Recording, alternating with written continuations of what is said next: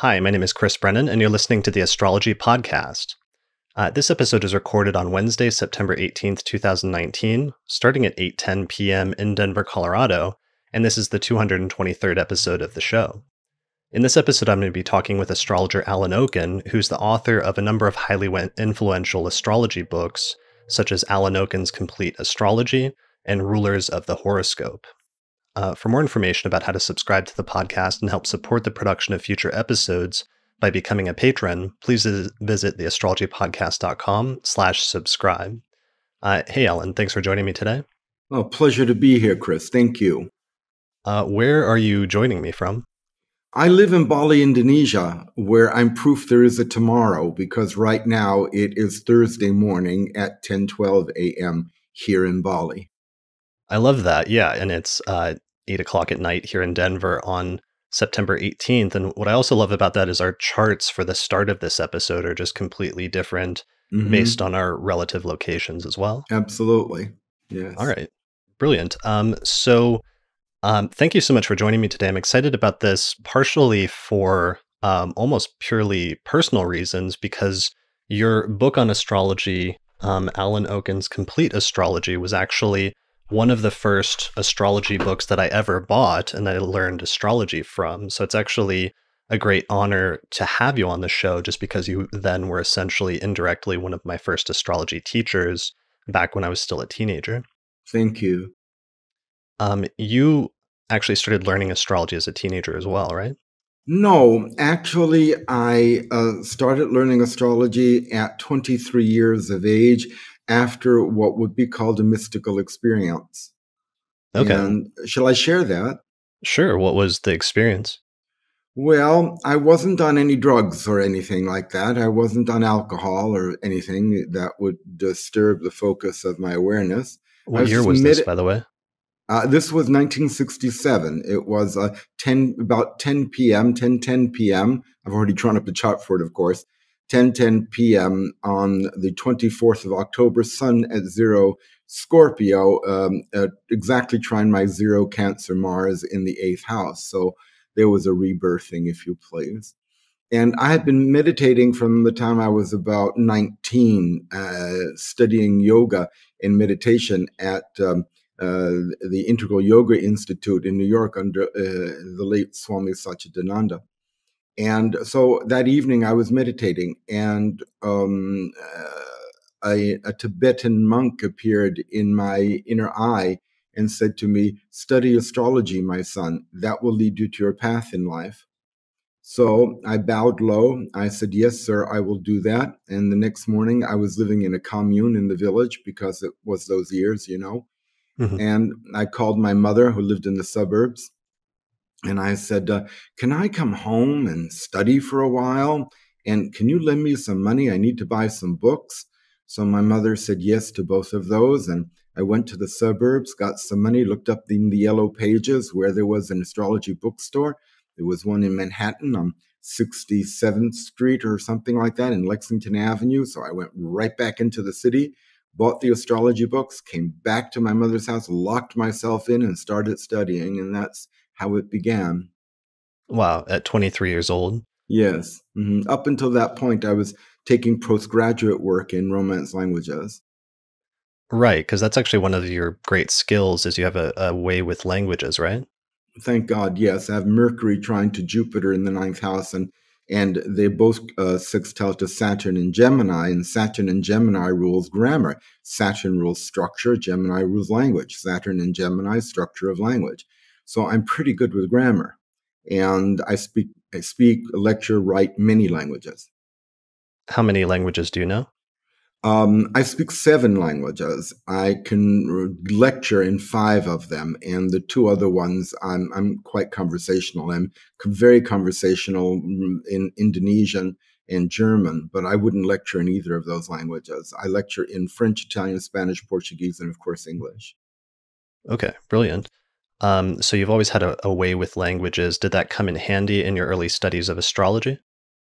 Astrology is a language, so I had to learn the vocabulary, but instead of translating from one part of my lower mind to another part of my lower mind, i.e. French to Italian or something like that, I had to translate from my intuition into my intellect in order to be able to be in touch with the archetypal dynamics of astrology, and then come into an intellectual explanation of what those archetypes mean relative to the level of consciousness of my client and to what the client needed from me. So the ability to choose the right keywords and the right level of applying those keywords, that was where language capability came in handy. Absolutely. Okay, brilliant. And do you share your birth data? Oh, easy. I was born on March the 28th, 1944, in the Bronx, New York. I have 2356, I believe, Scorpio Rising, almost 7 Virgo at the midheaven. The birth time is 11:04. 1104. Looks like Yeah, my yeah. database has the wrong time. Well, that's the published chart, and I rectified it. So Okay. when it's rectified, it will be 11:04. Got it. You said AM? PM. PM, sorry. Yeah, and that would be 11:04 PM, and that would be Eastern War time. There we go. So 2348 Scorpio Rising. There we are. That's it.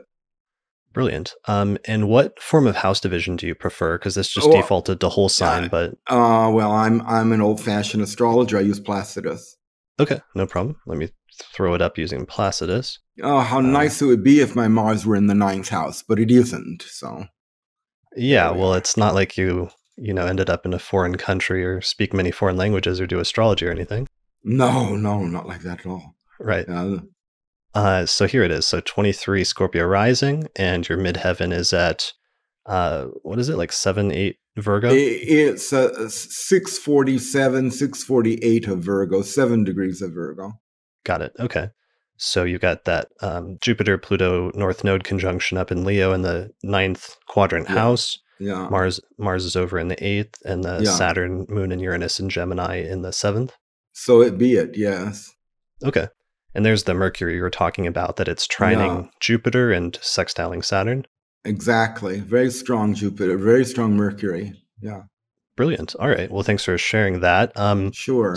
So back to your stories. So it sounds like then you started studying astrology right when it was hitting its heyday in the late 1960s, basically. Absolutely. Right? Yeah, I came in on that wave. Okay. So what was that like? Because we're having a similar, but I want to say smaller wave right now, where suddenly there's a new generation of astrologers coming in their 20s and even like late teens, and astrology's suddenly become popular or sort of trendy in the past year or two and gotten a bunch of media attention, but it's probably relative to like the late 1960s, like nothing like what was going on during that time, right? Well, the 1960s, for many of us, was incredible because there was an infusion of consciousness into the human collective, so that a lot of us were discovering that there was a relationship between the visible and the invisible that had never existed before, because those definitions were always subjugated to the boundaries of Orthodox religions. And so many of us were finding our communal spiritual orientation outside of our ethnic and religious background. And I have to say, one of the great helpers in that respect was LSD. And because in the use, not the abuse, of LSD was so helpful for so many of us to be able to go beyond the boundaries of inherited responsive patterns to life, and to move into a very strong focus of individuation with a very clear identity to spirit. And unfortunately, many of my contemporaries got lost in that drug dynamic. I remember the last time I took LSD, the spirit of LSD gave me a message. It was, "You are now higher than where we can take you. Stop, or you'll go down." And that was the last. I said, "Thank you." And that was the last time I ever took any substance at all. And that was many, many years ago. And I'm very grateful to that lifting up of a veil that allowed me to come into a spiritual quest. And that's what the inner teacher told me when I was 23, and I was not on any substances. The inner teacher said, astrology would lead you to your path. And I was, if I might say, intelligent enough to follow what he said. And here we are. Sure. So if you were already meditating by that point, did you have an Yes. interest in other like metaphysical studies or in theosophy Yes. at that point? Absolutely. Well, let us say that I'd always, from the time I can recall, 7, 8 years of age, I'd always visited different churches and temples. I lived in Midtown Manhattan. There were many different churches and temples available just in my neighborhood. And if I searched out further, which I did as a child, I would be finding myself in a Buddhist service. I'd be finding myself in a Catholic service. I'd be finding myself in a Jewish service. I just had a real interest in things of the spirit. But at that time, it was all cloaked in religion. So then when I was a teen, late teen, I came in contact with Swami Satchidananda. And I started practicing hatha yoga, becoming a vegetarian, meditating. And then when I found astrology, when I went shopping at the astrology bookstore, no, it was a little before that. No, I beg your pardon. I was 21. I was still at graduate school at New York University. There was a place called Weiser's. And Weiser is a very famous astrological publisher. But before Weiser was an astrological publisher, he owned a used bookstore, huge used bookstore in Lower Manhattan. And the basement of Weiser's was all esoteric books. So you would go down there and you'd meet other teens and young people who were interested in all these esoteric subjects. And for $5, I saw on sale a 2-volume set of Madame Blavatsky's The Secret Doctrine, which is a cornerstone to theosophical teachings. And it was on sale for $5. And even in 1966 or 61, whenever it was, I was 18, 19, 63 in there. Even $5 and $63 was still cheap for these 2 big, beautiful volumes. So I took out my $5 and I bought them. I started to read them, couldn't read them at all. And I said, wait, Alan, in a few years, you'll be able to read these books. So just put them away for now. And I did. So then when I started studying astrology, at that time when I went to buy my first astrology books, at the time, I thought I had Leo rising. And I saw a book on the shelves called Esoteric Astrology by Alan Leo. And I said, oh, well, now this is interesting. We're both named Alan, spelled with 1 L. And he's Alan Leo. I have Leo rising. It's esoteric. I like the sound of that. I grabbed the book. So I started studying, and he was a theosophical astrologer. So I started studying Theosophy and, in broad terms, the ancient wisdom teachings, simultaneously to studying astrology. So the two went hand in hand. And that's really crucial then for your future career, because there were a number of prominent astrologers of the Theosophical lineage, starting with Alan Leo in the early 20th century, and then on to Mark Edmund Jones and even Dane Rudyard. But I really consider you to be one of the most recent, most prominent astrologers of the, let's say broadly speaking, like the Theosophical lineage. I feel like you were the most prominent one. So that would really come to influence your entire philosophy of astrology, as well as some of your technical approach. And my way of living. And my way of living, it's at the center of my spiritual life, and my spiritual life is at the center of my life. So and also the theosophical material plus astrology helped to structure this link between my intuitive perceptions and my intellectual abilities to express what I'm perceiving. And it's also helped me to have a healthy distance from the physical life, even though, of course, I'm physical and I believe it. And the older you get, the more physical you have to pay attention to. But I'm able to keep a certain dynamic of abstraction possible so I can really see what's going on in the chart. Sure. As best as I can.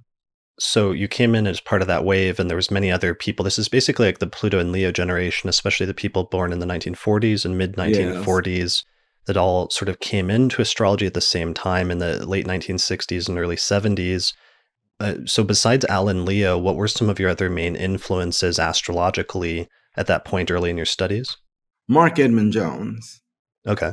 Mark Edmund Jones has written some of the most boring books a person could ever imagine, which I highly recommend to everybody, because once you get through the dry and dusty language, there's treasure after treasure of astrological wisdom.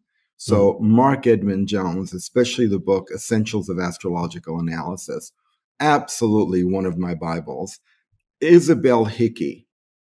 And Isabel only wrote 2 books that I know of, but I studied with her personally. She had a short career in astrology, only 10 years. She started at 65. She passed away at 75, but I was one of Izzy's kids. And she had a group of young people, and we followed her up to New England to study at her home in New Hampshire, and just followed her around. And so Isabel Hickey was a wonderful influence on me. Wow, that's crazy that you're one of the students of Isabel Hickey, because she also mentored, or at least very briefly had a number of other students that would go on to become prominent astrologers as well, right? Yes. We were Izzy's kids. We were all in our 20s, and she was our mom, our astrological mom, and we had a little. At the time in the 60s, you formed families. So you lived in communes and you formed families, and so our astrological family were all us Izzy's kids that surrounded her. And I remember one time her lover was a black man, and just this wonderful guy. And she was invited to teach a group of all Black astrology students based in Harlem. And she invited me to come along. I was the only white guy that was there. And I was met with all sorts of negativity, because at the time there was this incredible tension of civil rights movements. And I had to confront this group of Black students to say, I think you're all prejudiced. Can you get over my skin color and let's get on to study astrology? Well, that did it. And we all made friends. And it was a beautiful weekend together. It was fabulous. I'm glad I was an Aries. I could stand up there and say, wait a minute. So Isabel was very influential in my life in many ways. And then there was a man I never met who died before I came into contact. His name is Rodney Collin. He was a student of Ouspensky's, and he wrote a book called The Theory of Celestial Influences. So that's another one of my Bibles, The Theory of Celestial Influences, an incredible book. And then, of course, I have to speak about Max Heindel, who was the founder of astrological Rosicrucian, or in the 20th century, wrote these astrological books in the Rosicrucian modality. And so he was a strong influence. And then finally, I would say Alice Bailey's book, Esoteric Astrology, which was written by the Tibetan master, DK, through Alice. And that led me to write my book, Soul-Centered Astrology, and helped me to shape my approach to integrate exoteric and esoteric astrology as a practical means of interpreting the chart. Okay. So yeah, I know that Alice Bailey's work definitely influenced your later, the Soul-Centered Astrology book, which came out in 1990, right? It came out in 88. And that approach, the integration of exoteric and esoteric astrology, was a major factor in shaping my approach. Already very early in your studies, it was already a major influence? Absolutely. Because very early on, I'm a little mystical. I have I have a strong mystical orientation. So this sense of knowledge being passed on through the descent of wisdom from a link to a lineage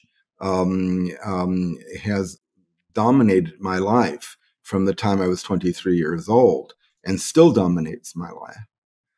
Yeah. So when I read a horoscope, I mean, I read for bankers, I read for housewives, I read for, I don't read for mystics. One of the abilities that one acquires is to be able to take astrology, which really is an intuitive science focused through the intellect, and being able to attune oneself to the archetypes and then apply them also through the opening of the heart, because you've got to be in contact with your person that you're reading for. So to be able to receive, I'm not a medium, but one is receiving a certain degree of understanding about things that one has worked very hard for to achieve the mind that can receive that understanding, and then apply that on the level where it's appropriate. I mean, I just yesterday did the horoscope of an Indian man from Singapore who was just totally interested in money and business, and the transcendent life didn't interest him at all. So I read for the gentleman because that's what he required of me. I mean, how do you balance that then if your primary interest yourself is more philosophical or spiritual in terms of the astrology, when people are coming to you with really practical concerns about their concrete, day-to-day events in their life? I'm not prejudiced. I'm not prejudiced. I'm not prejudiced racially. I'm not prejudiced on levels of consciousness. I mean, wherever I can be of help, I try to be of help. Now, I'll give you a little secret because you're a Scorpio, so I'll tell you the inner secret of it. I always throw one in for God. No matter who I'm reading for or whatever, I always try to get in there and pick it up a notch. In the case of this gentleman, I reminded him of his Hindu traditions, and I reminded him of the writings of the rishis and things like that, so that because he wanted to learn how to get out of a certain situation. So I recommended some works of some Hindu rishis to him, So always trying to bring the level up, but never trying to convert anybody, I mean, that's not my karma. It's just, I'm an astrologer. I try to help people. Sure. So you're not trying to force anything down people's throats necessarily? Not necessarily, no. It sounds like your influences then were largely from, or your interest in the authors that you gravitated towards in your astrological studies were more theosophical and more philosophical or spiritual. What about, were you not as drawn to some of it? Seems like some astrologers were going more of like this psychological or like the depth psychology route at that point. Was that a direction that didn't interest you necessarily as much, or to what extent were you influenced by some of those strands of the tradition? Oh, I definitely am interested in humanistic astrology. I mean, I'm a pretty good nuts and bolts practical astrologer. I don't live I live in Bali, but but where I'm coming from is I've raised a family, for God's sake. I have grandchildren. I mean, I've had to earn a living, I'm from New York. I'm not woo-woo. I'm just a man who lives a spiritual life, quote unquote. And in other words, when I say live a spiritual life, the sense of the spiritual as a reality is in my heart, and the grace of God, I hope, is in my heart, and that means a great deal to me. But I've certainly studied some wonderful modern astrologers who have contributed enormously to the realm of humanistic astrology.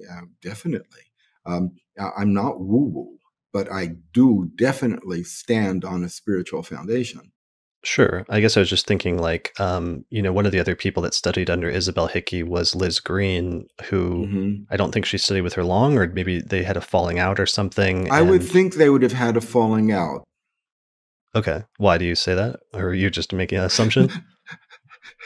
No comment. Okay. Strong personalities or something maybe. But she very much focused on like the work of Carl Jung and primarily focusing on that approach to depth psychology and integrating that into astrology. And I guess I was just wondering to what extent it seems like you focused more on a different part of the 20th century tradition, and even though you kept Yes. things relatively grounded, that wasn't necessarily your interest I primarily. got a lot. I got a lot out of Howard Susportus. I got a lot out of what's the name of that gentleman?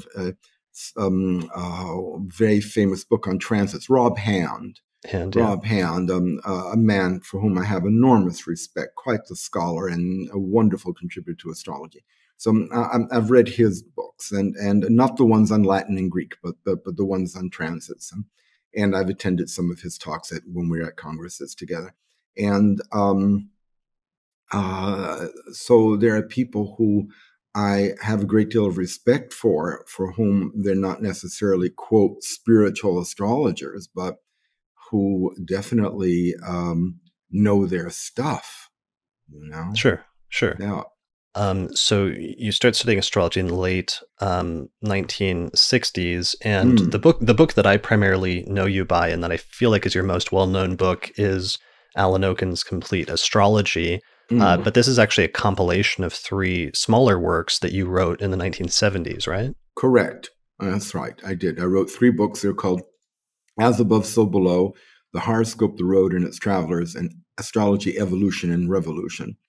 And 2 1/3 of those books were incorporated into Alan Oken's Complete Astrology by the original publisher, which was Bantam Books.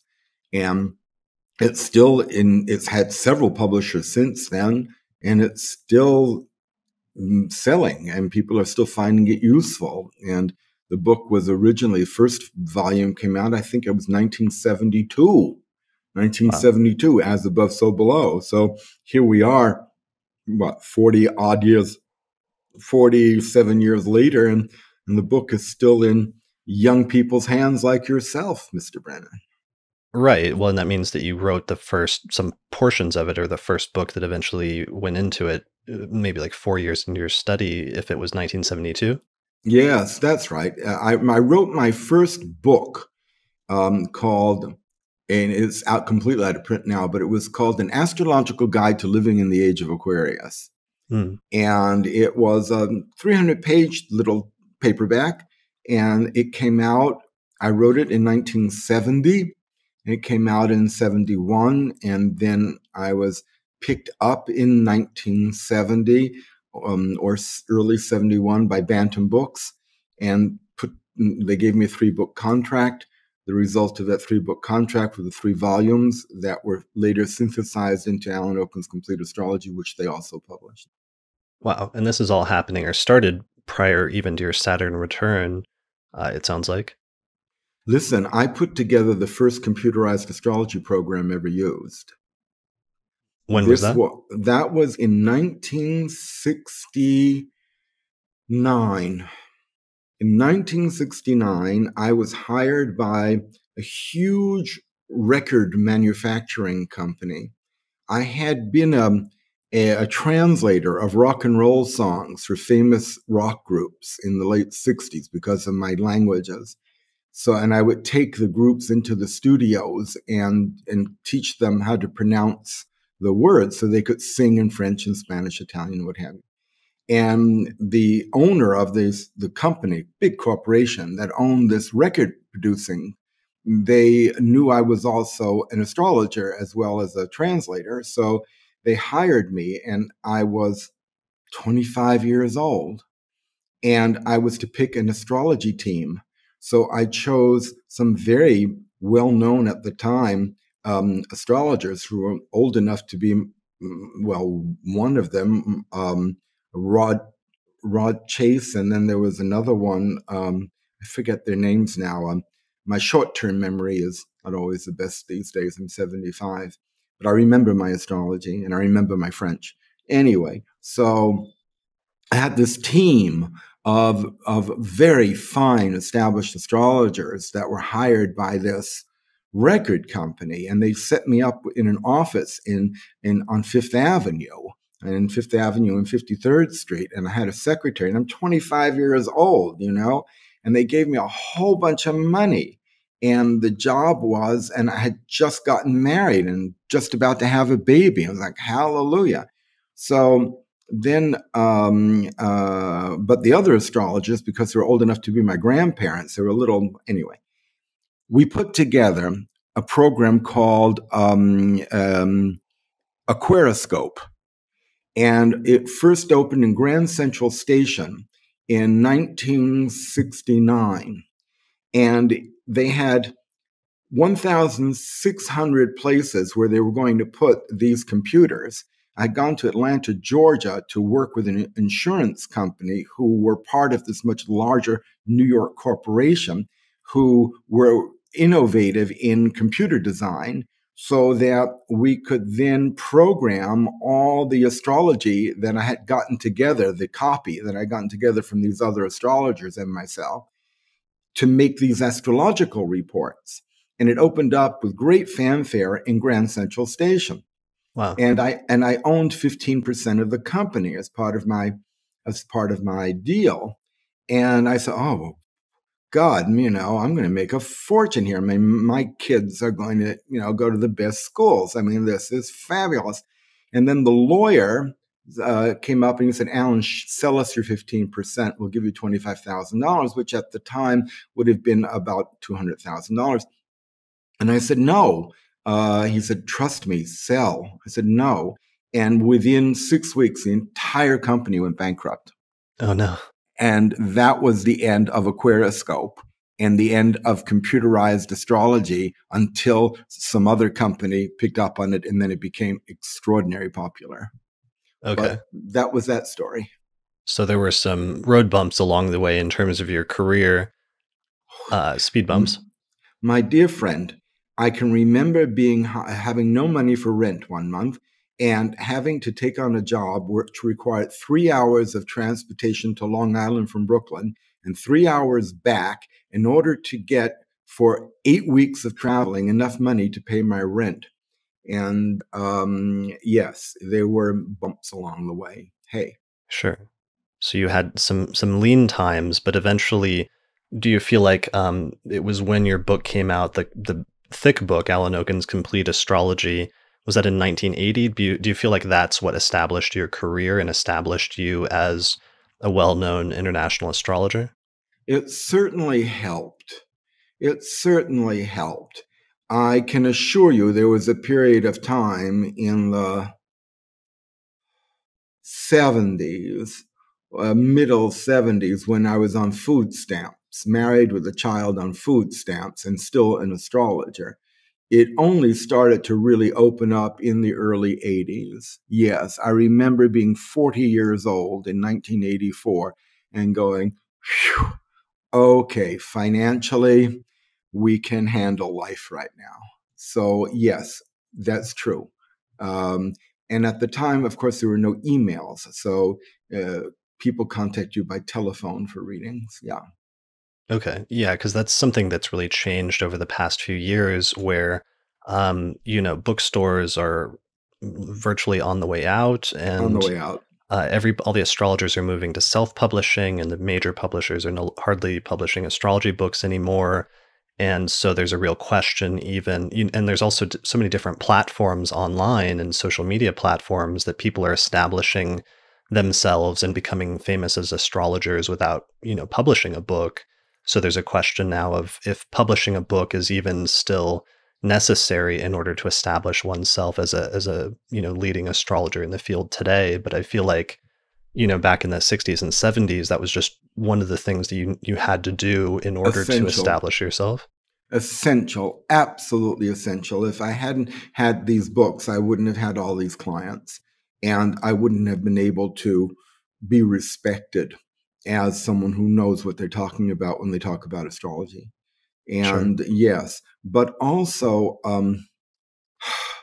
writing books, aside from being a wonderful exercise for a person, I don't know anymore if it's leaving behind a legacy, because so many things have different platforms, as you've just said. I mean, what is an intellectual legacy at this point? I mean, can it be manifested in terms of written material? I have 3 or 4 manuscripts sitting right here in my office waiting to be finished in editing and waiting to be published. And I pray to God to finish them over the next couple of years and get them out as books. Mm-hmm. Will I send them to a publisher? I doubt it. Will I publish them myself? More likely. Right.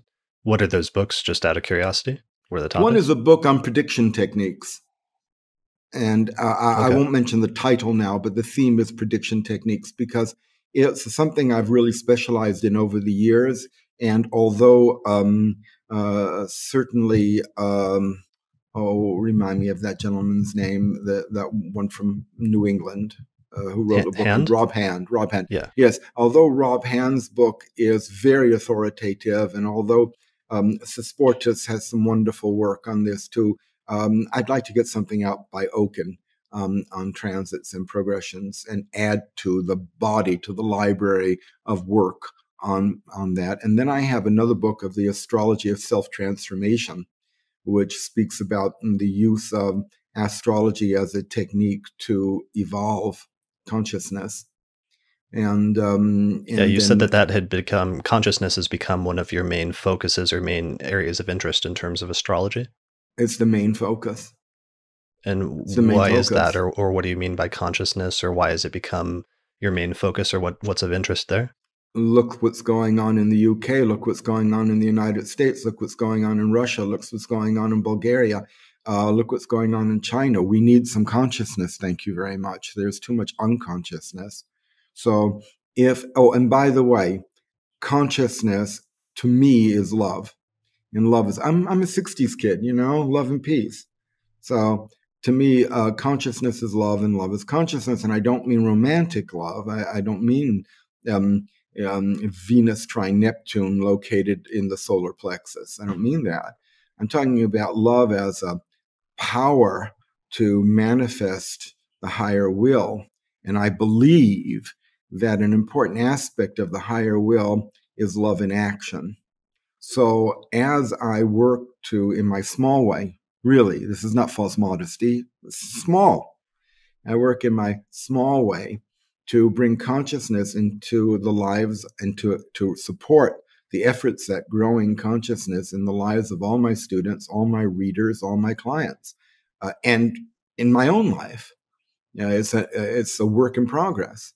So my master said to me in 1967, become an astrologer. That will lead you to your path in life, my son. He didn't say astrology was my path. He said it would lead me to my path. So astrology has led me to my path, and that's the path of the evolution of human consciousness.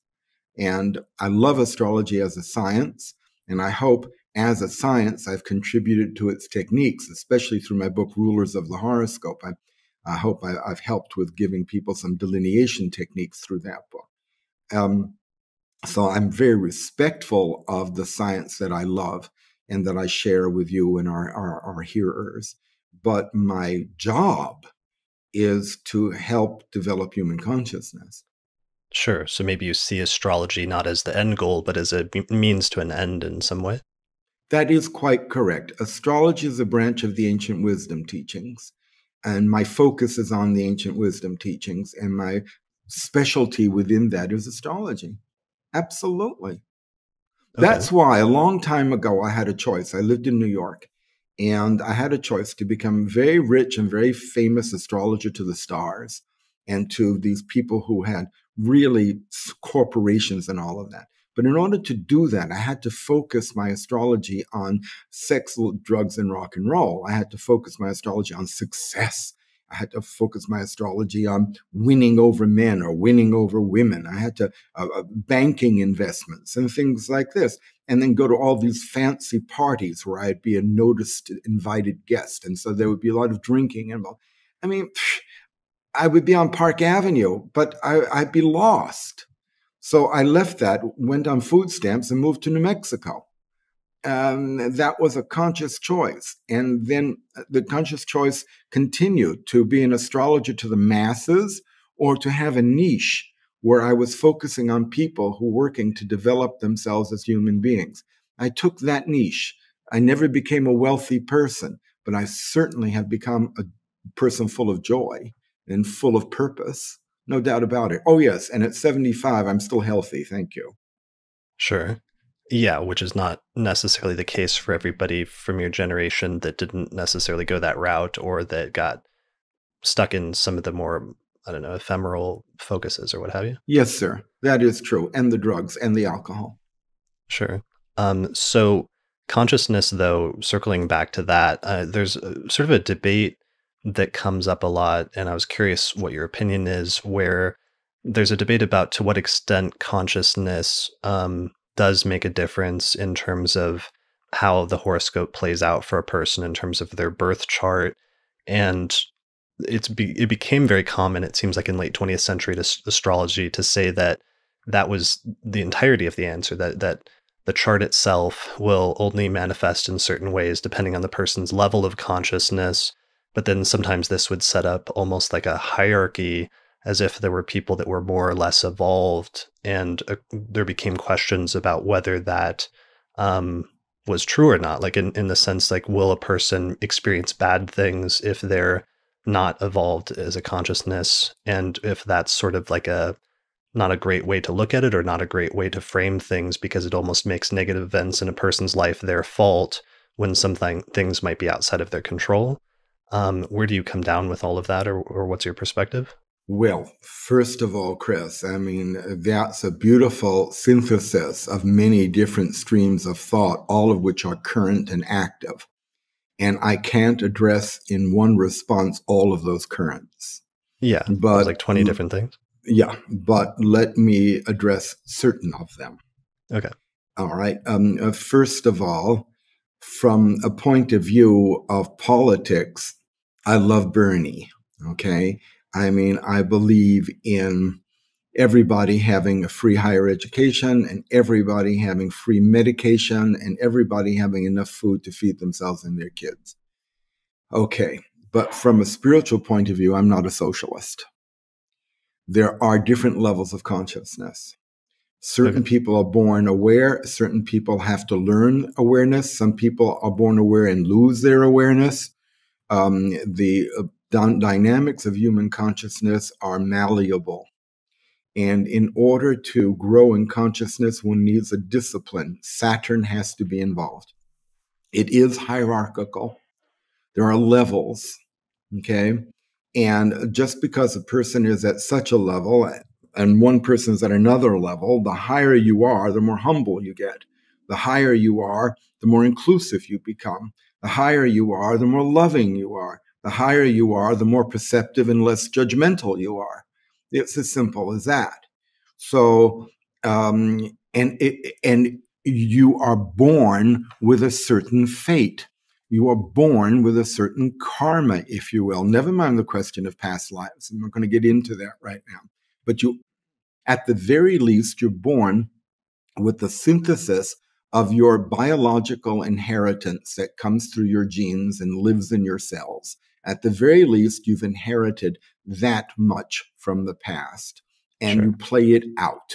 And you play it out until, symbolically speaking, there is your progress lunar return and then your progress Saturn return, that 27 to 29-year-old stage in there, where one has begins to get the awareness that, wait a minute, I can objectify my antecedents. I can objectify my antecedents and I can create a dynamic of consciousness that is connected to my own process of individuation. Now, to be able to come to that realization intellectually is, hello, how are you? I mean, that is, a come to Jesus moment. Hello. A lot of people don't know that in those terminologies. I give it those terminologies because I'm a teacher of this path. But it comes as a realization that, wait a minute, I'm not just my mother's kid, I can be myself. Simply said, that's it. How you go about becoming yourself can change the orientation of what's in your horoscope. A very old astrological saying is, and I'm sure you know it, Chris, the horoscope impels, it doesn't compel. Right. Okay? But it compels more if a person is living in their moon, if a person is living in their solar plexus and below. the compelling dynamic lessens when the instinctual power over the material life is raised up by being centered in the heart. Once we become centered in the heart, the dynamic of a certain degree of free will begins to express itself. And then as we move out from the heart, this little point here, this third eye point, the center of Buddha begins, if I can combine West and East, the center of Buddha combines with the center of Christ. And then these two synthesize, and all of a sudden, you're finding yourself on a path of self-creation. And the material you have to use to create that self is in your natal chart. But are you bound in that natal chart? In some ways you are, and in other ways you can be free. In other ways, sometimes you can be free. I mean, that's the question, though, is can one, through one state of consciousness, or let's say level of consciousness, actually be free to any great extent from their karma and from their fate? Or does one's level of consciousness alter? Does that necessarily mean if you're more spiritually evolved that you're necessarily going to have a better life, materially speaking, let's say? No, it doesn't mean that, but you'll certainly have a more joy-filled life. I live on an island where the majority of people are very poor. This is Bali, and people come here and they go to the tourist parts of the island. They live in lovely hotels, or they rent lovely villas, and they have these nicely dressed Balinese who serve them and all of that. But the villages are very poor. Some Balinese have money, most of them don't. But they have a very deep religious life, a very deep they believe in an animistic form of Hinduism, or a Hindu form of animism. And they have a caste system here too. Only nobody is an untouchable in Bali. So, and they're happy, and they're kind, and they're generous people within their poverty. They're joy-filled, and they're spiritually aware. It's one of the main reasons I live here, is that I'm surrounded by these people that are spiritually aware. They're not necessarily educated, but boy, are they spiritually aware. So that makes all the difference, because I'm surrounded by people who are centered in their hearts. That's kind of nice. It makes things rather gentle in the neighborhood, you know? Sure. Yeah, I guess I was just, there was one extreme version of some of the ideas that came out of the New Age movement that I think went in the direction of like The Secret and stuff like that, where by simply changing your intentionality or setting your intentionality, and depending on your level of consciousness, that you can literally manifest whatever material benefits you want, versus the other extreme end of the spectrum is, let's say, the ancient Stoic perspective of that you can't change the fate that is in your horoscope, but you can only accept it or choose not to accept it on an internal level. And that's where freedom resides, as an internal quality. I mean, where do you fall on that spectrum of those two extreme versions? Yesterday, I was doing the horoscope of an Indian gentleman who is a businessman from Singapore, a handsome fellow in his mid-30s, so filled with anxiety, Saturn squaring Mercury in the chart, so filled, immutable signs, so filled with anxiety, so filled with negative thoughts. And I had to say to him, he also had this Mars aspect, which showed me he had high blood pressure. I said, you're going to burst all your blood vessels if you keep this up, you know. I had to speak to him really strongly. He was very male, and I had to be very male in return for him to get what I was saying. And I said to him, you know, you need to meditate. You need to recognize that your mind is not you, and that you have the ability to program your own mind. And that once you get into that place, your avenue in business will be a lot easier, and you'll have much less anxiety. And I talked along those lines with him for a while. Didn't go in very far. In any event, what I'm saying is that's an example of working on mutating your life. Any of our listeners who have been working on doing certain types of exercises, or following certain diets, or following certain meditation procedures have seen very positive changes take place in their lives, which otherwise the horoscope would say, you don't stand a chance, buddy. So I do believe we can make certain qualitative changes in our way of being. Quantitatively, I don't know. That's a big question, but certainly qualitatively. Sure. Yeah. I guess that's just one of the internal debates that astrologers have been having for a long time, is just what you can change or how much you can change in your life. Absolutely. It's a huge question. But I tell you, just as you can't change your color unless you're Michael Jackson, just as you can't change your color, there are certain things in your karma you can't change because that's the coloring of your energy field. And then Yeah. there are certain things you can do. There's certain things you can do to modify your energy field. Sure. And that requires, to me, certain disciplines of mind that create avenues for the descent of a higher awareness that can be practically applied in the daily life. Sure. I guess one of the ambiguities, or the things that was always hard for me, is that you don't ever fully know which certain things are changeable versus which things are not changeable. And in some instances in your life, there's that ambiguity. So maybe You're sometimes right. the best thing is just to attempt to make the change when you can, no matter what, to whatever extent you can. And if you can, you can. If you can't, then you did your best, I guess, at least. I agree with you 100%. There's a certain thing called self-acceptance, where you go, "Phew, okay, I'll accept that." So, and get on with it, but the human nature has a certain grace connected to it. And unless you are disabled in some mental or emotional way, in other words, you're schizophrenic, or you have a severe mental deficiency, or you're paralyzed, there are certain things that cannot be changed.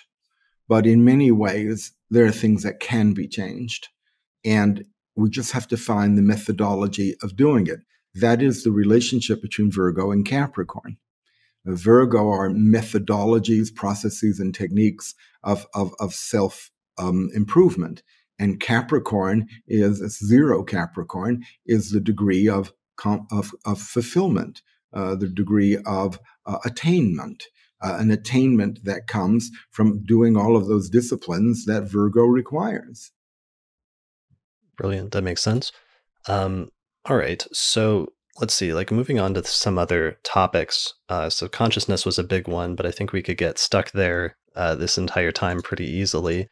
Uh, but that's probably good for now. One of the things I always meant to ask you, and one of the treatments I always liked in your books, actually, before we get there, I did want to mention, you already mentioned it first in passing a little bit, but one of your other books that was very influential for me was a somewhat later book that you wrote in 2000, I think, titled Rulers of the Horoscope. Yes, that one, Um, yes.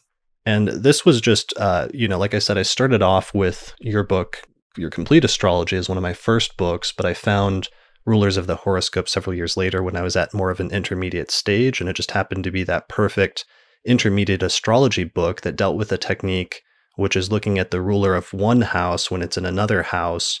That is more of it seemed like that was a concept that was less prominent or treated less in like late 20th century astrology than it was in like earlier forms of astrology. Did you get that impression as well? And is that why you wrote the book? Yes, you see, I had some pretty good astrologer teachers who were, older, much older than myself, and therefore their roots were in an earlier astrology.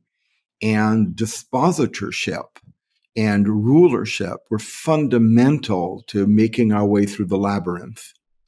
And I recognized that modern astrologers, later astrologers, were not using that technique. And I find that the technique of dispositorship and rulership is fundamental to, I'll use the expression again, of making our way through the labyrinth, because the natal horoscope is a labyrinth. So how do you get in there?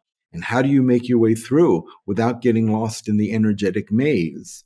And I found that I developed a system which I call the system, I don't know if I developed it, but I call the system energetic affinities. So I try to find the energetic affinities between planet signs and houses, and using the energetic affinities, for example, Jupiter is always going to be related to your ninth house. It may not rule your ninth house natally, but it rules it naturally. And Jupiter is always going to be related to Sagittarius planets. I mean, so you try to find all of these relationships. And by finding these relationships and these actual rules, and in my book, Rulers of the Horoscope, I give out rules. The rules of following dispositorship, mutual reception. What is that all about? Final dispositor. What is that all about? And by being able to follow the energy patterns, you will be able to make your way through the labyrinth without getting lost in the maze. And that was the purpose of that book. And it was specifically written for intermediate astrology students. Yeah, well, it was perfect for that. It's very concise, but very straightforward and very practical. But so one of the issues that you deal with in the book that's become much more prominent, even in the, 19, almost 20 years since you wrote it, due to the revival of older forms of astrology and traditional astrology, now there's much more debates about modern ruler schemes of like, Uranus ruling Aquarius and Neptune ruling Pisces and Pluto ruling Scorpio versus using the traditional rulership schemes of Mars ruling Scorpio and Saturn ruling Aquarius and Jupiter ruling Pisces, as well as Sagittarius. Yeah. And you actually dealt with or tried to reconcile that issue in this book. I did. So I was curious to talk to you about that. How do you reconcile that issue? Okay. First, I want to tell you a little story because old people tell stories. I'm going to tell you a little story. All right. I was 26 years old or 27 at most. And I met a 75-year-old Swami from Madras named Ramatirtha. And I don't remember where I met him, but I invited him to our home in New York. I met him someplace outside of New York at his conference. And he came and he stayed with us for a couple of weeks. And during that time, Swamiji asked me to read his horoscope. And I knew nothing about Vedantic astrology. And so I said to him, sir, at home in India, you would be a Leo, and I have your horoscope as you being a Virgo. And I really don't know how to reconcile those two. So the difference between the tropical and sidereal zodiac? Yes, sir, 23 degrees. Okay. And currently. And he looked at me with a smile and he said, my son, the universe is all the same for us all. We just look at it through different lenses. Now, how sharply is your lens focused? Mm. And that gave me an enormous relief. It gave me two things. It gave me the inspiration to sharpen my own lens and to make sure that I had a lens that was individually focused but connected to universal principles, and that I would be true to that lens. So then I kept going in that direction to create and to synthesize from various aspects of astrology, facets of astrology, my own approach to the delineation of the map. I use both the traditional rulers and, quote, the new rulers, i.e. Neptune, Jupiter, Pluto, Mars, and Saturn, Uranus for Pisces, Scorpio, Aquarius, respectively. And it's just the way you apply them. I mean, you realize that's kind of a weird approach by like 2000, it seemed like most of your contemporaries had jettisoned the traditional rulership scheme and everyone was just using the modern rulers. So that did set you a little bit apart, right? Or do you not see, was that not the case? But Mars is the shooting of the gun. Bang, bang, you're dead. Pluto is what happens after you die. Mm.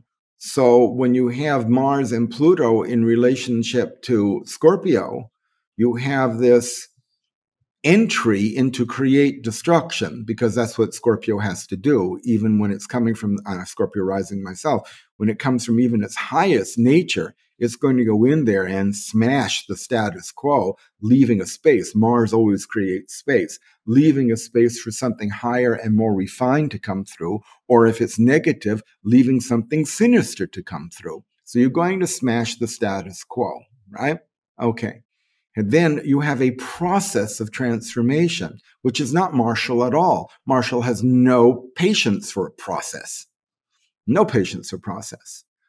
But Pluto is the process of transformation. So by taking that approach just to Scorpio, I can see Mars as the ruler of Scorpio in more eminent things, more personality-centered things, and Pluto as a larger and longer process of transformation. So that would be just a hint, if you will, of my approach to using the traditional and the new rulerships relative to a sign. Sure. So you pay attention to and you actually provide delineations for both when looking at each one. So you have like one Yes. delineation for looking at the ruler of your Scorpio ruled sign. If you have like Scorpio rising, paying attention to where Mars is placed, and then you have a separate delineation for looking at if you have Scorpio rising, where Pluto is placed in the chart. Yes, I do. And we have to remember levels of consciousness, because to a person who functions from the solar plexus downward, Pluto is going to represent the will of the personality to transform whatever is in the life for the purposes of personality. But if we're functioning from the level of the heart center upward, Pluto is going to represent the will of the soul. And the will of the soul is to, no matter what destruction has to be done, the purpose is to create greater love and greater awareness. And Pluto is a painful process, even at its nicest. Something has to be sacrificed. That's what the will is about, is the will to sacrifice. If I can get a bit Christian here, and why not? God so loved humanity that he gave to humanity his only begotten son, and the son manifested love through the sacrifice of divinity. I mean, to me, that's a Pluto principle. Okay, brilliant. And that actually leads us, or it could lead us to, if you'd like to, one of my favorite treatments that you have in complete astrology. And I don't know if this was unique or if you had gotten it from somewhere else, but just your treatment of the symbolism of the planetary glyphs always stuck with me. And I always found very interesting and compelling in the way that you broke down the fundamental symbolism or symbolic meaning of the planetary glyphs. Was that something you had developed, or had you gotten that from an earlier source? Oh, I had studied symbolism as indicated by the Rosicrucians, as indicated by that marvelous book by Manly P. Hall, this encyclopedia of esotericism. Don't forget the original name. I had studied Kabbalah. I had studied tarot. I had studied, oh my goodness, I'm a student, you know. So I've spent years and years studying symbolism, and then was able to synthesize those studies and apply it to the symbolic language of astrology, and hence my interpretations. Okay. Look, my friend, I'm a very ninth house person insofar as I'm connected to lineages. Sure. My Yeah. ruling planet is in the ninth house. My north node is in the ninth house. My Jupiter is in the ninth house. And they all connect to my sun. And so I'm very connected to lineages and putting forth lineages. Sure. So definitely it would be hard to distinguish, because you were drawing on all of these different sources. There were a lot of things that would have influenced your views, especially when it comes to interpreting symbolism. Yes, I mean, there's no doubt that Oken has an ego. There's no doubt to that at all. But my ego is not for me to be the prime genitor of astrology. It is to be a student of an ancient science and in some way contribute to the world.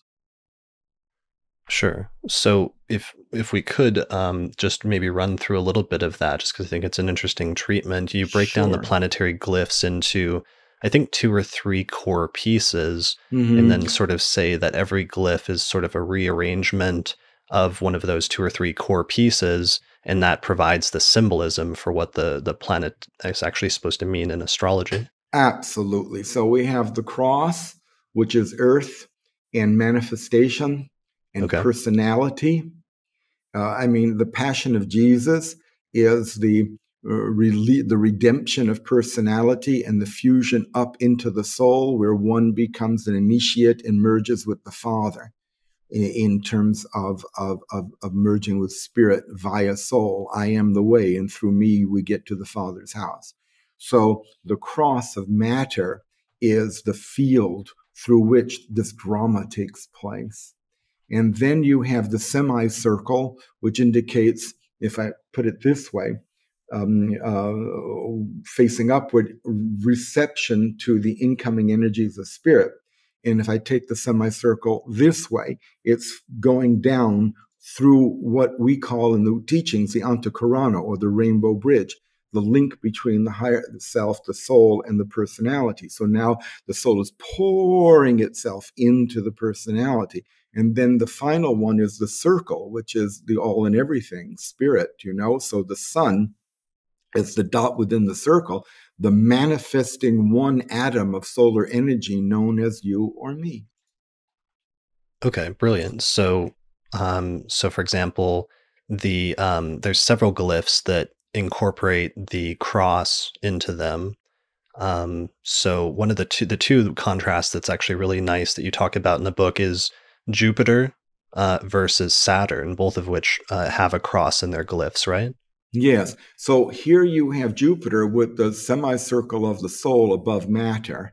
And then in Saturn, you have the cross of matter above the soul. So in other words, when Saturn is used incorrectly, the orientation is to have power. There we go. There's Jupiter. All right, so we'll take Jupiter. I mean, here you have the energy of light, the energy of love, the soul, manifesting over the earth. So you have love infusing into matter. Okay, so because the semicircle is in the top part of the Jupiter glyph, it represents the soul being above or elevated above matter, which is matter being the cross. But with Saturn, it's literally almost the reverse, exact reverse glyph, where the cross is elevated above. I'm so sorry. Mm-hmm. No, go ahead. Yes. Well, that's the illusion of Capricorn. It's the illusion of power. It's the illusion of Trump. It's the illusion of anyone that puts matter above spirit. They get limited. Eventually they get limited. They come across Chronos, which is the Greek word for time, but it's also the Greek word for Saturn, Chronos. They get in touch with Chronos and they die. They expire. So poof, there goes their power. So in this sense, Saturn to me stands as a warning. Okay. Now, I like Saturn. I mean, I find that a life without when my first physical embodied teacher, one of my first embodied teachers, was a man named Isidore Friedman, and he came into my life when I was in my mid-20s, and he was in his mid-70s. He was a Capricorn, and he looked at this wild Aries guy, and he said, "Alan, structure, order, process, and form. You have to learn those." Well, I didn't like Isidore very much. I was an Aries, and to heck with structure. Who had patience for form? I mean, let's just go. Aries from New York. But I loved him, and I realized that little bit of me that was awake at that time, that he was telling me the truth. And so now, in almost all my teachings, almost all my situations with my students, I teach them process, order, structure, and form. Thank you, Isidore. Brilliant. So there's a similar sort of symbolism in terms of the reversal of the Venus and Mars glyphs, right? Absolutely. Absolutely. Well, here in Venus, you have the circle of, there you go. You have in Venus, you have the circle of spirit over the cross of matter. And in Mars, you have the cross of matter over spirit. Hence, the king carrying the orb with the cross on top, which is in the inversion of the king of heaven. It's the king of earth. Now, when the king of earth tries to impersonate the king of heaven, or the queen of earth trying to impersonate the queen of heaven, however you want to phrase it, there's chaos in the world and there's war. Okay. Brilliant. And finally, the sun, I guess Mercury kind of combines a lot of those or several of those pieces all into one glyph. Yes, it does, because Mercury is the midway point. And in esoteric astrology, Mercury occupies a very major position as Lord of the fourth ray. But I don't want to get into that. We don't have time, and it's too huge a subject.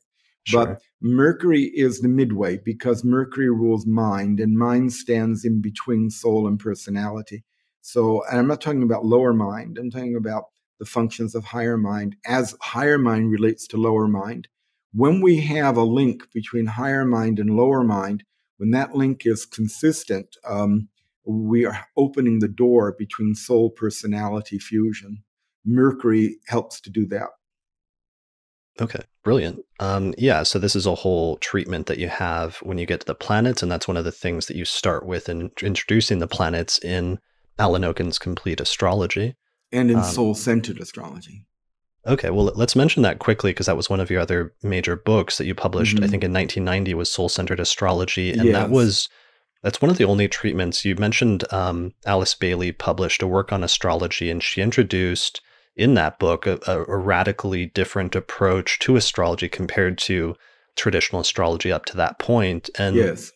it seems like that I never saw after the publication of that book. I think she published it in like the 1930s or 1940s, but it didn't seem like 1930s. It didn't seem like it took off or caught on. And you're one of the only major astrologers that seemed like that continued that lineage or really tried to write a major work as an exposition of that sort of approach, right?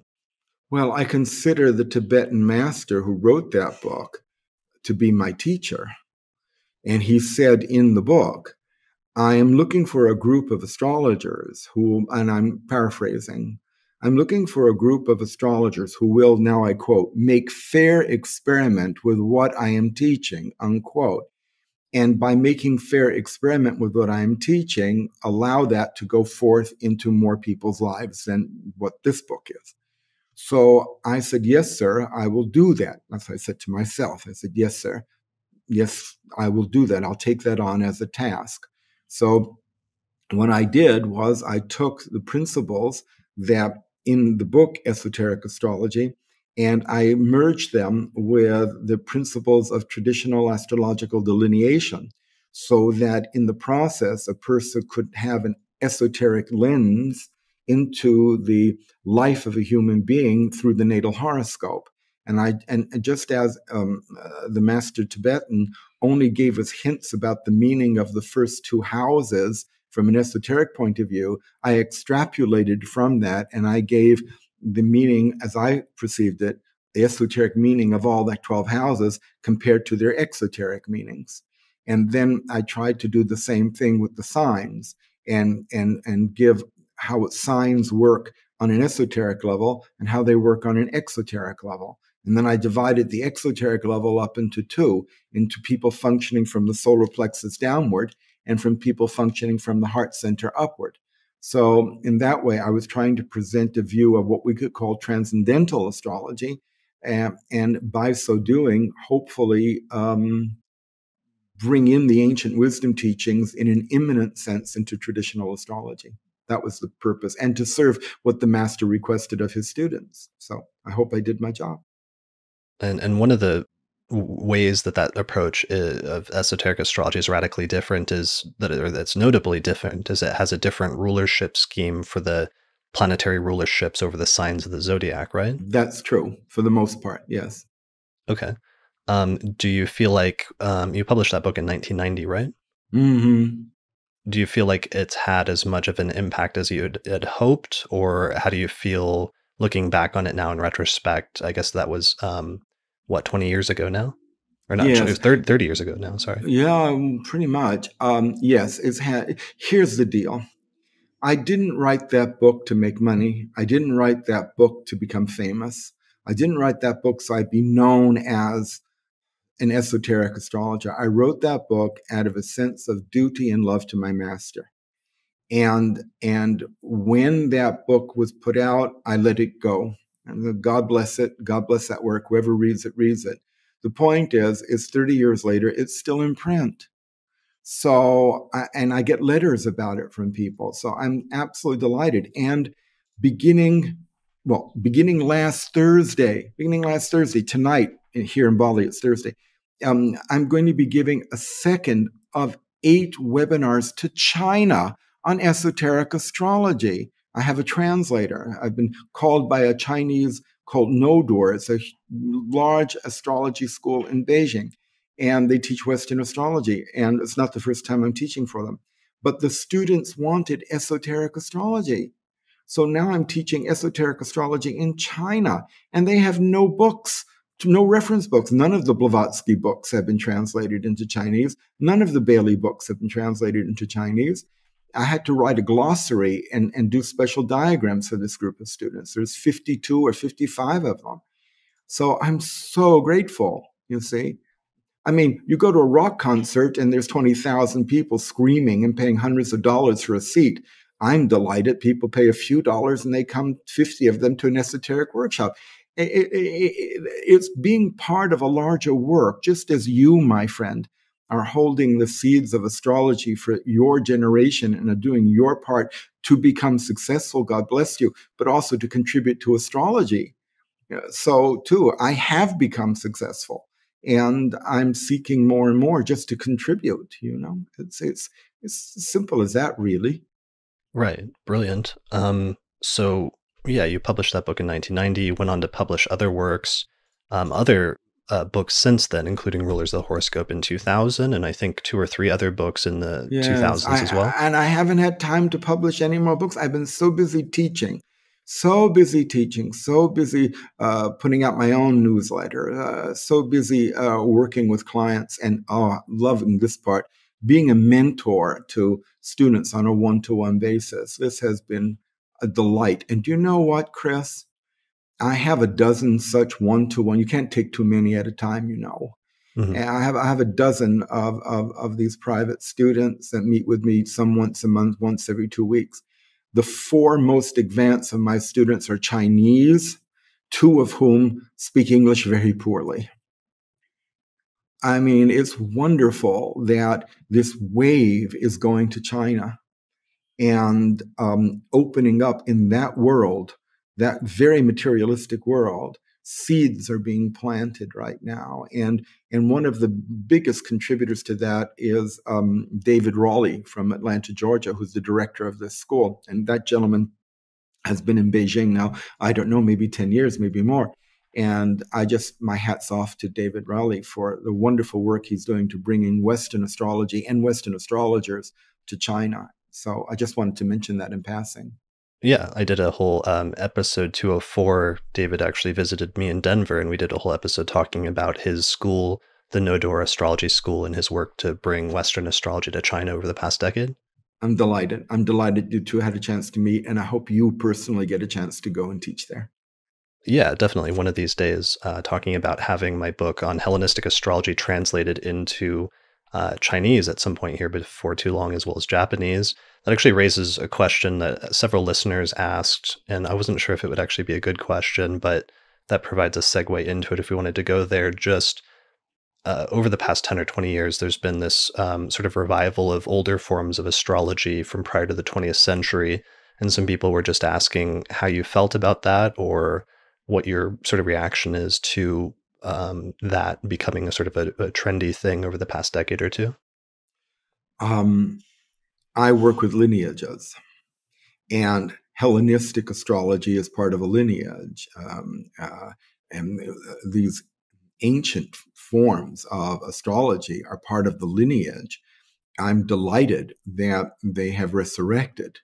Now, will I study those books? No. Why? I don't have time. I don't have time. And also, I feel that my lens, as that wonderful Hindu rishi told me some years ago, to polish my own lens. Well, I'm 75, and my lens is pretty polished, and it's still a work in progress. But to go and study Hellenistic astrology, with all due respect, or Roman astrology or Arabic astrology at this stage of life, I don't have the time for it. But I certainly support the effort of showing the roots of our ancient science. I certainly support those efforts. Sure. I think it seems like people develop their studies at some point in the first decade or two of studying astrology, and eventually they put together their own synthesis and their own system of the sources that they draw on, and then they spend the rest of their career refining that system. And it's very rare that somebody just radically drops whatever approach they've been refining and developing to, as perfect as they can for most of their life, that you just sort of drop that and walk away from it because you've spent so much time refining it. And I think that's one of the commonality in the astrological community, even for somebody only like 2 decades into their approach, like I am, or into their studies of astrology, that you develop an approach relatively early on in your studies, and then you spend the rest of your life sort of trying to refine that as best you can. Yes, but it's not the same for my personality, for example, because I'm learning lessons all the time. And so when people say, Alan, you better check this out, or when life says, hey, Alan, you got a little resistance there. You need to check this out. So I'm always open to becoming a better person, which Mm, is different than dropping my astrological system to change it to another. sure. There is this sense of a work in progress, and therefore I'm not one of those older people that refuses to change on the personality level. I'm open to that. Sure, sure. And one of the things I noticed is you actually quote some authors like Manilius in Alan Oken's Complete Astrology. So it's like you Yes, did a sir. relatively thorough literature review I when you did. got into astrology, and you already had like a Yes. college education. So you kind of knew how to do research at that point. And that's one of the reasons that makes your early books stand out, is they were very sort of comprehensive in terms of how you tried to approach everything. I had a postgraduate university education. Right. So I was writing term papers and theses and things like this. I mean, if I may say, I'm very scholarly oriented. Hmm. Now, I love to study and to learn. I mean, it's always been that way. But when I first started writing, when I was much younger, I had a lot more energy for it. And Sure. that's why when you're young, you can just, like this. And Right. now as I'm older, I need longer periods of rest in between studies.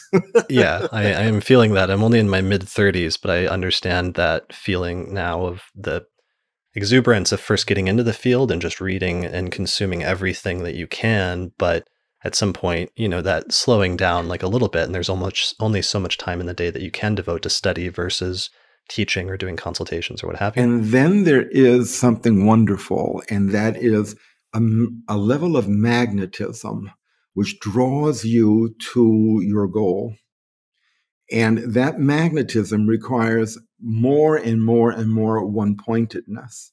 Mm, And so things get eliminated automatically. You begin to assess what needs to be gained and what needs to be eliminated, that you get intuitively. mm, And then you just have to obey. And what happens is that, and it's a very interesting dynamic, the more one pointed you get, the more inclusive you become in terms of acceptance. So it's an interesting process that the closer you are walking to your own path, the more accepting you are of life. It's a nice balance. yeah, I like that. That's brilliant. I had a follow-up question there, but it escapes me at the moment. One of the last major areas I was curious about is over the past like decade or two, just in my lifetime, I've seen a pretty radical change in terms of society, but also in the astrological community in terms of like acceptance of LGBT issues in the LGBT community. And I know that's been part of your life. It's not been like a major thing that you focused your career on necessarily, but I was curious as sort of an astrologer who came up in a different time period compared to how things are now, if you've reflected on that and how that has been an experience for you in your life. I appreciate you asking me that question, and I take inspiration from Ram Dass in that respect. Um, First of all, I've been married and I have grandchildren. I have a child. I raised a family, but I've never been bisexual. I've always been homosexual. It just so What? happens, I married a homosexual woman. It just so happens that we were best friends. We fell in love with each other. And then nature took its course. And the first time, I'm being very frank with you and our Mm, audience, the first time I ever made love to a woman, fully made love to a woman, after that took place, I looked at her and I said, "You've just conceived a male child." And she looked at me and she said, I know. I was told to come to you and to make love with you. I said, great. Now we have to talk about what we're going to do with each other about this. And we found ourselves 2 weeks later at Woodstock. And I was in the entourage of a very famous rock group because I was their translator and part of this larger entourage. Wait, you were at Woodstock as a translator? Well, I was in their entourage. I was invited by them because I was their translator. They didn't need me to be a translator then, but I was their friend. And they gave me a ticket and they said, come and stay at our house and be with us, because I became friends with them. Wow, that's really wild. Yeah. I was part of the larger, they had their sound engineers and they had their, publicity agents and, but they rented this huge mansion and they said, and bring anybody you like. And so I brought Karen with me because she and I were lovers at the time. So I was part of this entourage that went to Woodstock. And so Karen said to me, we didn't know Woodstock was going to be Woodstock. She said, we have some important things to discuss. Everybody is going to the concert. Let's you and I stay here and talk about what we want to do in life. And so while everybody was at the concert, I promised to love and cherish this woman and to take care of that child, as a father. And she agreed to have the child. And then in our group, we were the only gay people in our group. Our group was the 60s, for God's sake. Everybody was sleeping with everybody else, but we were the only really gay people in the group. And we were the first to get married and the first to have a child. How do you like that? Wow. So then I spent those years of crazy gay expression, wonderful but nuts. I spent it as a married man raising a child. So I wasn't exposed to AIDS. I wasn't exposed to a lot of things, praise God. I was struggling with how to be married and how to have a child and that not be my life orientation. So you were fully open with that in terms of yourself and your own self-recognition. Yes, like you understood that, but it was just something where because you were in a monogamous relationship, you didn't go outside of that. No, I respected that, and I tried my best to convert, if you will, and so did she. I mean, don't forget, there were certain prescriptions about being a family at that time, and trying to raise a family and living within a family and having a heterosexual child, for God's sake. So it was extremely challenging because from the time I was 7 years old, I knew I was attracted to women on the level of the soul and men on emotional, physical levels. And of course, I made friends that's attracted to guys on the soul too. But I knew that my primary attraction was to women as dear friends and to love them and protect them and whatever, but not to make love with them and not to have relationships because that wasn't my orientation. I knew it from the time I was 7. And it was agonizing between 7 and 16 or 17 years because I was raised in the 50s and in a very heterosexual environment. Who wasn't, for God's sake? And then after I was about 18 and 19, and it was the 60s, and it was whoopee-doo. Everybody is sleeping with everybody else. Everybody's experimenting with everybody else. I went, okay, now that's become easier. So I accepted myself as homosexual at about 18 or 19 years of age, and I never had a problem with that. Other people had the problem with it. I never had the problem with it. And then, as I said, I was married for 10 years, and then eventually we separated, and it was decided by the three of us, me and my ex-wife and my child, that I would raise the child. And I raised my son on my own for 9 or 10 years until he met a girl and went off with her and started his own life. So I've had the advantage, if you please, when you counsel people and they're married and they're having problems in marriage, or they have children and they want to know about their children. I've been married. I've had children. I have grandchildren that I'm very close with. So I can be a good counselor, just no matter what my sexual orientation is, my natural, born this way sexual orientation. I have the experience as a father and a husband living in a heterosexual world, so I can be a good counselor to such people. Been there, done that. But the truth of the matter is, Chris, that it was not easy, because I'll give you just example that involves you, okay? Mm-hmm. That involves you. I remember the second time we met, and I saw in you that you were going to become someone very important in the astrological community. I saw this skinny kid who needed a good meal. We met it when I was 19, by the way. Yes. And you said to me, you come to a lecture I had given in Seattle, and you came up to me after the lecture. You were 19 years old. You said, Mr. Oken, you were one of the greatest astrologers of the 20th century. And I looked at you and I said, young man, I'm still alive. Right. It was 2005 or something like that. I said, are you going to come to my weekend workshop? And you said, sir, you were so polite. You said, sir, I'm a student and I really can't afford it. And I said to you, young man, anybody who thinks I was one of the greatest astrologers of the 20th century deserves a scholarship to my weekend workshop. And I gave that to you. And I'm very happy I did. Then we met again when you were working at a UAC conference. ESAR conference in the summer of 2005. ESAR conference, yeah. A few years after that. And I saw you, and I said to myself, now this is going back to this whole gay thing. And I saw you, and I said, that young man needs some food. There's no doubt about it. So I went up to you, and excuse me, I don't want to embarrass you because you're very successful right now. No, but at the time, you looked hungry.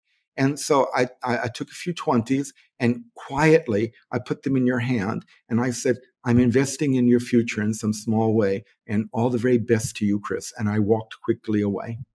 The reason I walked quickly away is that I didn't want anyone around to think I was gay coming on to you.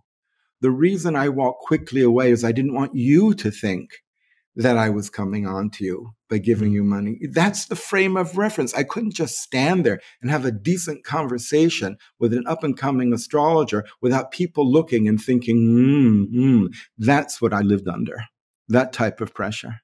Okay. And yeah.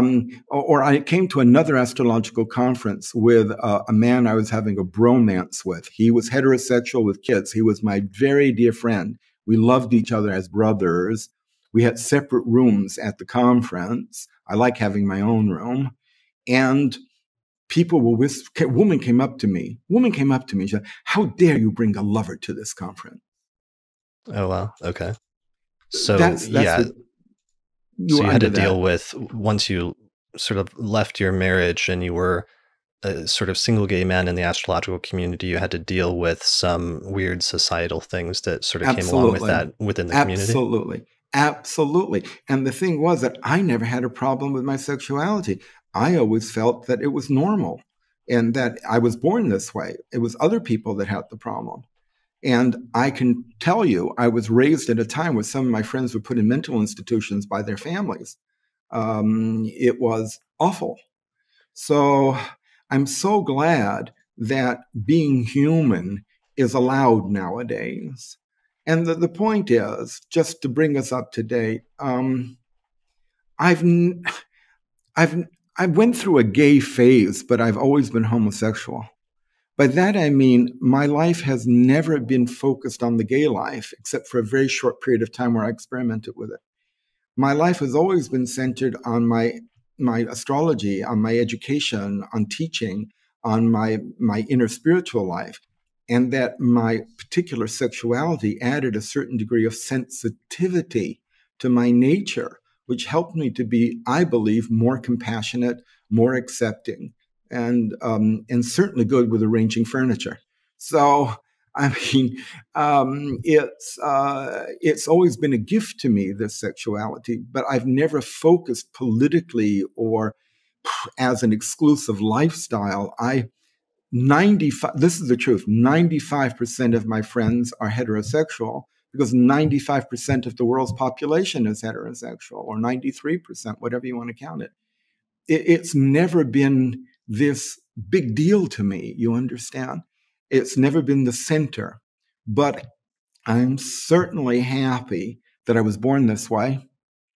it has given me an extra dose of sensitivity that I don't think I would have had otherwise. And I'm very happily married to a Balinese man. I've never been happier. I was married in Santa Fe, New Mexico, 6 years. Never been happier in my life. Beautiful. I'm very grateful. That's my story. Brilliant. I love that. Thank you for sharing that. And I want to expand on the story you talked about at our second meeting, just because that was an important moment for me. And I've always felt like it was a testament to your character and something else about you that was hard to articulate, a little intangible. But so we had met at that workshop, and I was living in Seattle for a few months, but I was a broke college student, and I was just scraping by and basically eating spaghetti and peanut butter and jelly, sort of alternating every day for like 8 or 9 months. And by the time I showed up to this ESAR conference, I just barely made it there. It was in Chicago at some resort, like in the middle of nowhere. So there was no restaurants or like grocery stores in walking distance, because ESAR has a knack for doing their conferences in the middle of nowhere. And I just showed up there with about $20 in my pocket, which I was somehow supposed to survive on for the course of the next week. And I think I was like crashing in my friend Nick Dagan-Best's hotel room at like on the couch or something like that. And I had no basically plan for how I was actually going to survive. I just knew I wanted to go to this astrology conference, and I was going to basically starve myself to make it through the week so I could attend some lectures and meet some of these famous astrologers whose books I'd been reading. And one night, I think it was after the conference opening, very early in the conference, I had to spend most of my money at that point to get a meal or two at these expensive restaurants at the hotel. And I was pretty much broke and looking at like 5 days of not figuring out how I was going to eat. And you just came up to me and you shook my hand really quickly, and you passed me like $40 or something and said something to that effect. Like, I think that you need this. And then you walked away, but you never.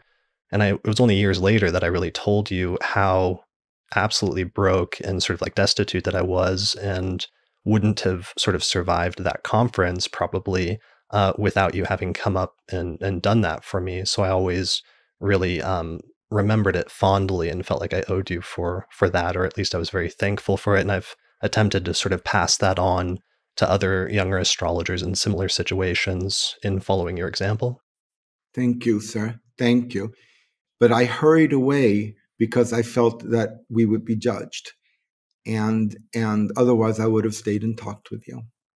Sure. So, but it's because of my little extra sensitivity that I could tune in on the needs of a young man and help, and as a father, help provide for them.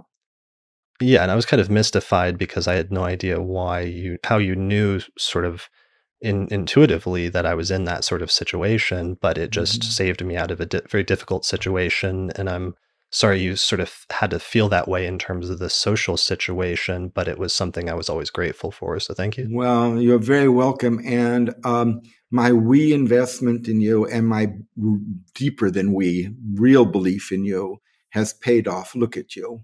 You are one of the leading figures in contemporary astrology. You're going to stay in the forefront of this science for many years to come. If I may say, without being patronizing, I'm very proud of you. Thank you. Well, thanks for being one of my first teachers. And thanks for delving into this part of your sort of life and career with me, just because I thought it was important, because although it's not well known and it's not something you've made a major part of your career or writings or anything, I thought it was notable now in retrospect that you were one of the leading astrologers in the late 20th and early 21st century, and that you were a gay man during a time when we lost many other gay men who were leading astrologers like Jim Lewis or Howard Sisportis. Yes, or Richard Eidemann or Buzz Myers. Right. During the AIDS epidemic in the 1980s and 1990s. Yes. And thank God I was married and monogamous during that period. Yeah, it's kind of interesting how that happened and almost kind of protected you in some way. Yes. Yeah. And I might say my marvelous, handsome, intelligent, lively 20-year-old grandson was just here in Bali. And we had a splendid time. And I did something very foolish. I decided to climb temples in Java. I climbed Borobudur, which is an amazing Buddhist temple. And then I climbed Prambanan, which is this 9th century Hindu temple. And when I got back to home to Bali, I had muscle spasms for a week. Wow. But I had to climb with my grandson, had to get to the top of that mountain. And it is still a very interesting and blessed life, Chris. I'm very grateful. Brilliant. Well, I'm glad you're still active and you're still healthy and you're still producing hopefully new books pretty soon here. And you're also doing webinars. That seems to be one of the main things in terms of your intellectual output at this point in your career. Yes. I'm giving 2 series of webinars. One is on the 4 angles of the horoscope called the 4 gateways. And next Monday is the 3rd of the 4th. And I'm giving an 8 series. This is my second 8-week series of webinars to China. And I'm just thrilled about that. And then what I'd like to tell people is that I'm giving a webinar in December, in the middle of December. It's just a 1-session December. Is when I view 2020 and what I think is, coming up for 2020. And I advertise that through my newsletter and on Facebook. And so I hope some of you will attend that particular webinar. But webinars and Zoom and Skype have given me the freedom to live in Bali and to have clients all over the world and to have students all over the world. If it weren't for this 21st century technology, I couldn't live the way I do. And I'm so grateful for that because this is a beautiful place to live, Bali. And I'm just really grateful to be here and to be able to do this type of an interview because of 21st century technology. Yeah, and I'm really grateful that we were able to do it. And you've been living in Bali for quite a long time now, right? I first came here in 1983 with my son, who was 13 at the time. And then I opened up a little business and stayed from 83 to 86. I took a little hiatus from astrology, the only time I've ever done that since 67, and started exploring my other talents, designing jewelry and designing furniture and these kinds of things. And then in 1986, I went back full speed into the Alice Bailey books and full speed into astrology. And then I moved here, Skype in hand, computer in hand, Alice Bailey books in hand. I moved here in 2004. And I've lived here pretty much ever since, with lots of going back and forth to Portugal. But Bali is home. It's been real home since 2008. Right. In Portugal, you speak Portuguese and you taught at an astrology school in Portugal for a long time, right? For 6 years, I taught at the Chiron Center. It's there in a very minuscule way, but at this point. But when I taught there, it was the largest astrology school in Europe. It had 1,500 associates and on a 7-year program. And I was in charge of the 6th year, which was esoteric astrology. So, and I do speak Portuguese. So it was an honor and a privilege to live in Lisbon during that time from the 90s until the early 2000s. And then I'm going to Portugal in about 3 weeks for 3 months. And because I have a great deal of heart-centeredness and lovely friends and students in Lisbon. So we go back every year for 3 months. Wow. And have you had your books translated into other languages? Yes, Portuguese, Norwegian. I'm sitting in front with a book here translated into Czechoslovakian, if you please. My monitor is sitting on top of it. And other Italian, a number of languages. To what extent? Because that's an issue I'm getting into right now, is translating my book into other languages and some of the issues that come along with that. But I guess you had the advantage of being able to oversee some of your translations since you know some of those languages, although you probably didn't necessarily do the translations yourself, right? No, I never did them, but they've been translated into languages I don't speak, like Dutch and Czechoslovakian, and I think one was translated into Hindi. And you don't get supervision over those. I mean, sometimes I found that there were translations of my books out that I had no knowledge of, never mind no income from. Sure. So it's dicey. It's very dicey. And this is one reason why in the future I want to publish my own books, so that people deal with me directly about the translation rights. Okay. And that's pretty important. Yeah, that's pretty important. Yeah, that makes sense. Well, what is your website and where can people find out more information about your work? Sure, very simple. AlanOken.com. Okay, I like that. That keeps it simple. Simple. And I put out a free newsletter every month, usually every month, unless I'm overworked. And say about 10 times a year, I put out a newsletter. And it's free. And yeah, anybody who wants to sign up for my newsletter, please go to AlanOken.com. Cool. And they'll probably find that's where they'll find announcements about upcoming webinars and other things like that. Absolutely. All of that. Absolutely. Brilliant. All right. Well, people should check that out at alanoken.com. And I guess that's it for this discussion. Thanks a lot for joining me today. I really appreciate it. Pleasure. All the best to you, my friend. All right. Well, thanks everyone for listening or watching this episode of the Astrology Podcast, and we'll see you next time. Thanks to our patrons who helped to support the production of this episode through our page on patreon.com. In particular, I'd like to give a shout out to our patrons Christine Stone and Nate Craddock, as well as the AstroGold Astrology app, available at astrogold.io, and the Portland School of Astrology at portlandastrology.org.